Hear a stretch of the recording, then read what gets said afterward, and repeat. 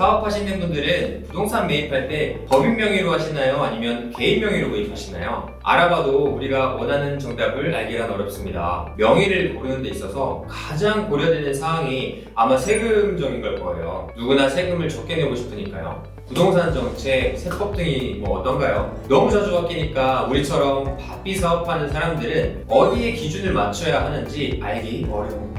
또 절세도 좋지만 사업상 어떻게 하는 게 좋은지도 중요한 고려사항이 돼요. 오늘 그 기준을 아주 간단하게 말씀드릴 테니까 잘 들으시고 흔들리지 마세요. 시작하겠습니다.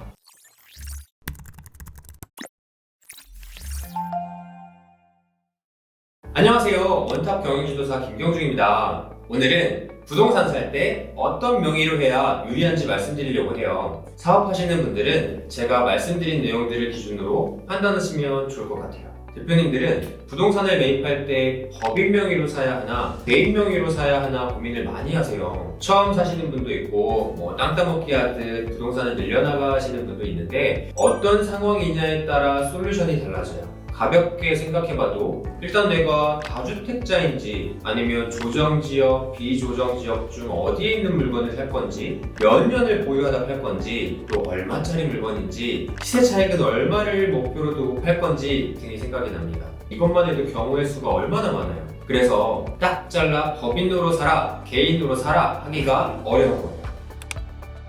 이해하시기 쉽게 대표님들 사례를 몇 가지 들어볼게요. 내 집과 내 사업장은 이미 보유하고 있는지 없는지에 따라 판단하시면 될 것 같아요. 먼저 내 집도 없고 내 사업장도 내 것이 아니야 이런 분들은 내 집부터 개인 명의로 사시면 돼요. 배우자 명의든 내 명의든 개인 명의로 사시는 거예요.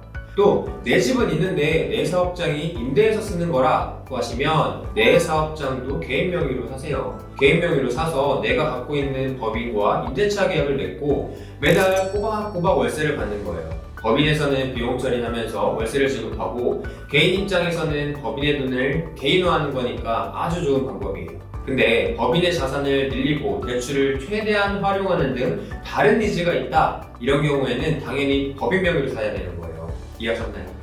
다음, 내 집도 있고 내 사업장도 내 거야 하시는 분들은 추가로 사려고 하는 이 부동산이 주택이냐 아니면 상업용 부동산이냐에 따라 달라져요.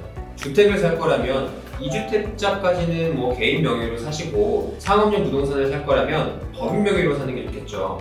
디테일한 상황을 알아야 뭐가 더 나은지 판단할 수 있으니까 일단은 큰 틀에서 이해하시면 됩니다. 그냥 다 개인 명의로 사면 안 되나 하시는 분들도 있을 텐데 법인 명의로 사면 뭐가 좋은지 몇 가지 알려드리겠습니다. 일단은 비용 처리를 많이 할 수 있어요. 자산으로 잡힌 부동산을 감가상각비로 공제해 나갈 수 있고 또 대출에 대한 이자 비용도 비용 처리를 할 수가 있죠. 또 부동산과 관련해서 인테리어나 수리비 등으로 쓴 게 있다면 이런 돈들도 비용 처리를 할 수 있어요. 또 사업상 정책자금이나 금융권 자금을 필요로 할 때 부동산 자산을 갖고 있는 게 도움이 많이 됩니다. 돈을 빌려주는 입장에서 보면 부동산을 갖고 있는 법인이 좀 더 안전하다고 보기 때문이에요.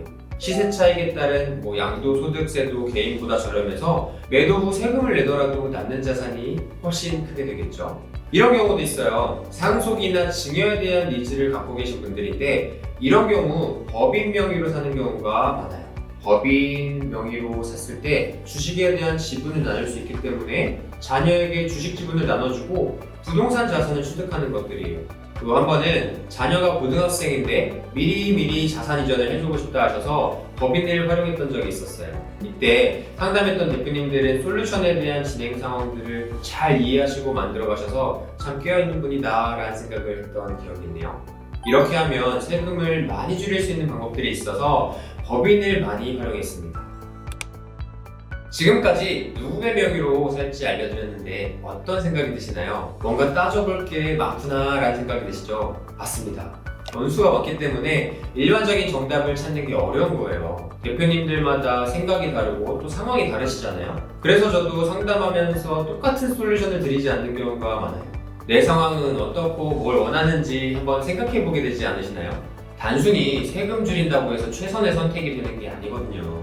어떤 선택을 하시던 내 마음 편하고 행복해지는 선택을 하시면 사실 그게 정답입니다. 다음에는 왜 내 부동산에서 사업을 해야 하는지 말씀드리려고 해요. 기꺼이 가진 걸 나눌 수 있는 대표님들 되시길 희망하면서 오늘도 영상 마치겠습니다. 또 만나요.